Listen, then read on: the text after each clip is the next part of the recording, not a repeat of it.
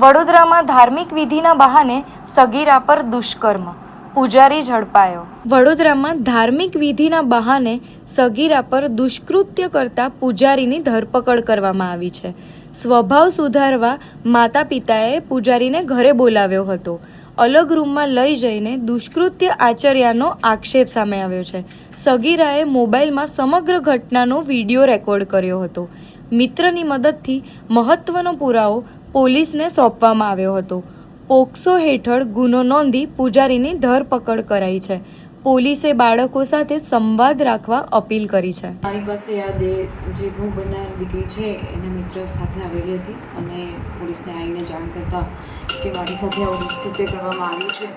એ બાબતે અમને ઘટનાની તાસીર આવતા અમે લોકોએ સામેવાળા એના મધર ફાધર અને જે આરોપી છે એની પૂછપરછ કરતા અને ખરાઈ કરતા આ ઘટના ધ્યાને આવતા અમે ગુનો દાખલ કર્યો છે. પોક્સો એક પ્રમાણે આ ગુનો દાખલ કર્યો છે, જેની અંદર આ જે દીકરી છે સગીર વયની છે અને એના માતા પિતા અવારનવાર એક ગુસ્સો કરતી, ચીડાઈ જતી.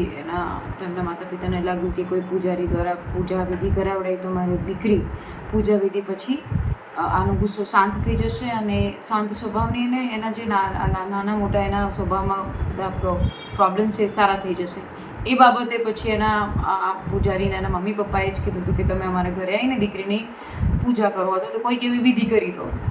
તો આ પૂજારી દીકરીના કહેવા પ્રમાણે 2 વખત આવેલા છે અને પહેલી વખત આવ્યા એટલે આ દીકરી ગભરાઈ ગઈ હતી ને એમ લાગ્યું કે જો મમ્મી પપ્પાને કહીશ તો પછી મમ્મી પપ્પા મને મારશે, કારણ કે પૂજારી પણ એને ધમકી આપતો હતો. પછી બીજી વખત એને એના મિત્રની મદદથી પછી એણે સંભાવ કેવી પણ રીતે એણે કેમેરા ગોઠવી અને મોબાઈલ કેમેરાથી એણે આ આખી ઘટનાને કેપ્ચર કરી હતી અને પછી એના મિત્રની મદદથી એ અમારી પાસે આવી હતી અને અમે તરત ગુનો નોંધી અને આરોપીની ધરપકડ કરીને એના પ્રમાણે ગુનો નોંધીને પોક્સો 1 કલમ હેઠળ એની અટકાયત કરી છે. મેડમ, શું કહો છો આ દીકરીની હિંમત? કારણ કે જે રીતે એને ખુલ્લીને આવી બહાર આવી, વિડીયો પણ ઉતારી લીધો, અન્ય દીકરીઓને શું સલાહ છે?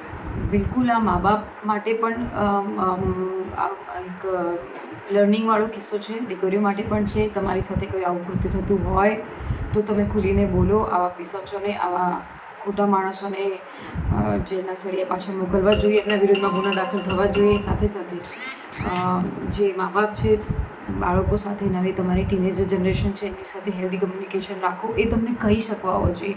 આ બાબતમાં એમના માતા પિતાને પણ આપણે કહેવું જોઈએ કે એના બીજા મિત્રોની મદદ લીધી પણ જ્યારે મા બાપ જો બાળકોને સાંભળતા હોય તો આવી ઘટનાઓ ના બને. અથવા તો બને તો બી એ પહેલી વખત જ્યારે પૂજારી આવ્યા ત્યારે એ વખત એના મા બાપને પણ એને કહેવા સંકોચ થતો હતો એટલે એના મિત્રોની મદદ લીધી. તો આ પણ એક ઘટના ચોંકાવનારી છે.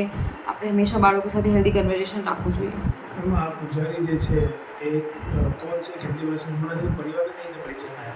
લગભગ આ નાનકડું કોઈ મંદિર છે એવું અમારા ધ્યાને છે અને આ પરિવારના જે એના દીકરીના પિતા છે એમને ઓળખતા હતા દૂરથી, એટલે બહુ નજીકથી નહોતા ઓળખતા પણ વાયા ઓળખતા હતા. તો એમને લાગ્યું કે ઘણા બધા લોકોના કામ થયા છે તો અમારી દીકરીનો સ્વભાવને પણ શાંત કરી દેશે અને એમનામાં દીકરીમાં જેટલી બધી ખામીઓ છે એ બધી સારી થઈ જશે. એ બહાને એમને ઘરે બોલાવતા હતા અને ઘરે બોલાવ્યા પછી અલગ રૂમમાં લઈ જતા હતા. એટલે પછી આ દીકરીનો વિરોધ કર્યો અને બીજી વખતમાં એણે પુરાવા એકત્રિત કરેલા.